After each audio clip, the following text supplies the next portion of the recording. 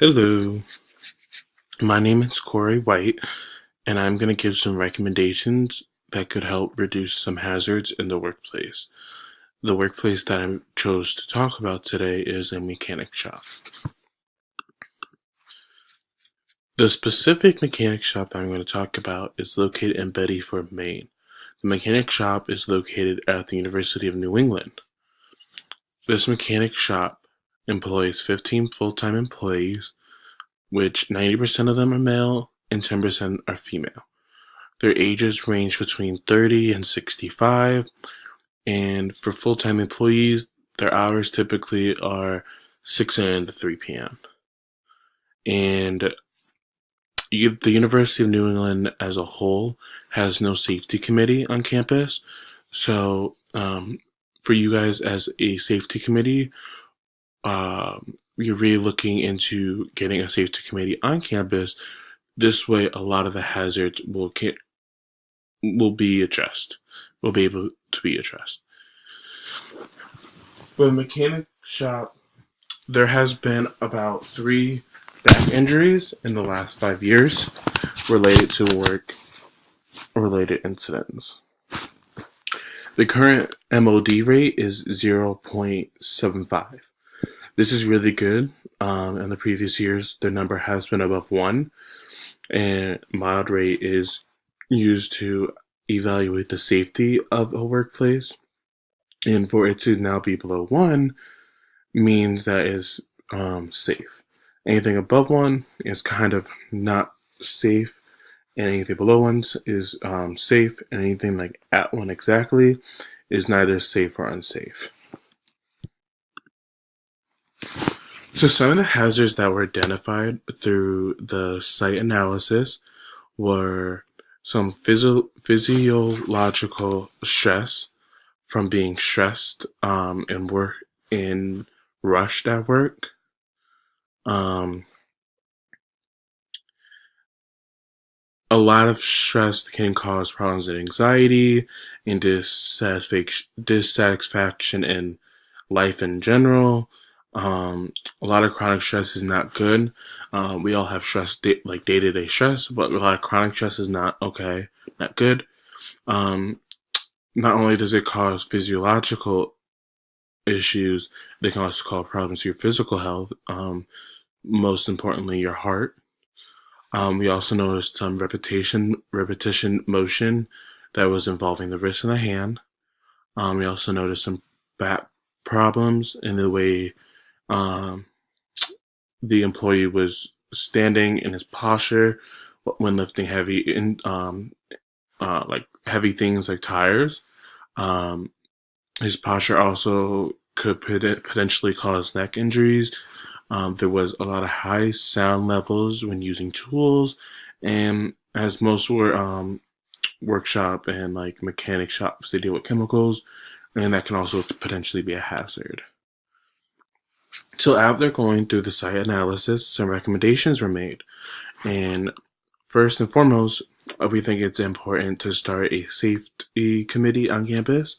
And with you guys being a safety committee as your own, giving us tools and recommendations on how to successfully implement a safety committee on campus will be wonderful.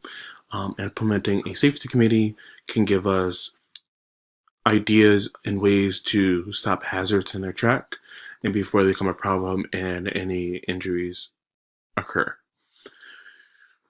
Our next recommendation is tailored towards work-related stress. We want to make sure employees are taking the time to recharge, relax, and decompress. There's a lot of things going on, a lot of heavy machinery. It can become very stressful, and one of the employees talked about feeling rushed at work. So we feel like this could really help lower stress levels. Also, ways to reduce stress levels are having healthy communication channels between supervisors and employees to talk about their stress, any work-related problems. And as a organization, we should be able to offer someone that the employees can talk to if they feel stressed or if they just want someone to talk to in general. So this is one of our big recommendations that if we were to implement a safety committee, that we want to push to have bosses and managers really push on relaxing, reducing their stress.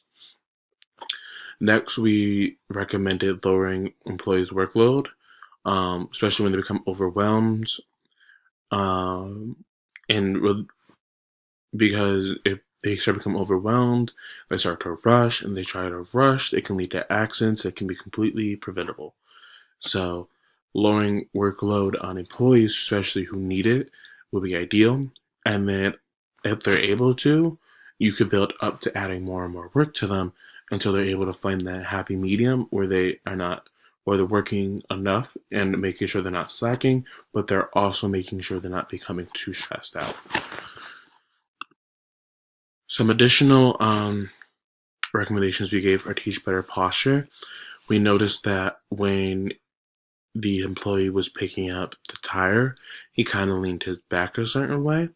There's especially when you're picking up big tires like that on a day-to-day basis, constantly in this job, you have to make sure your back posture is good because the last thing we want is someone to be picking up a tire and pull something in their back. Because pulling something in your back can be really painful and you could cause nerve problems, muscle problems, and everyone has felt back problems, but it can be very severe and take people out of work for many days.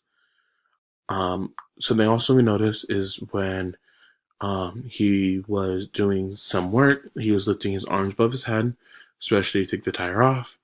Um, so we feel as though, as a recommendation, we should suggest adjusting the height of the car lift during specific tasks. Either if the lift itself is able to move, or if we're able to put like stepping stools, because the last thing we want the workers to be at eye level, and so their arms aren't going above their shoulder, um, and so then when they're able to pick up things, they're not reaching above their shoulders and causing neck strains, because those can be very dangerous. Um, Something also we noticed, a lot of the work he did involved repetition, especially when he was using screws, when he was screwing back in the screws onto the tire. There's a lot of repetition there, and repetition with the wrist can cause a lot of problems, including carpal tunnel syndrome. And so we propose to use tools that have better grips and more efficient positioning that still have that low vibration levels that the previous one had.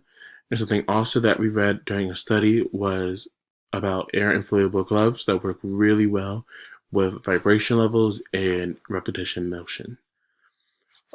Lastly, the recommendation we have is PPE whenever someone is on the floor, especially when allow tools being used.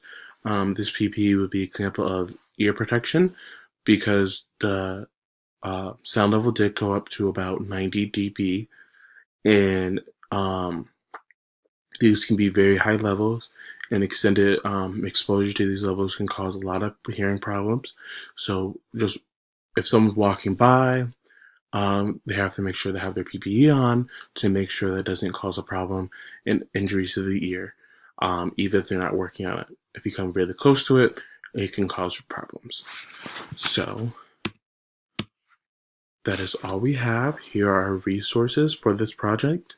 Thank you for your time. We hope to work closely with you all to help implement a safety committee on our campus, on this campus, and to move forward and reduce hazards, stress, and incidents on the campus of University of New England.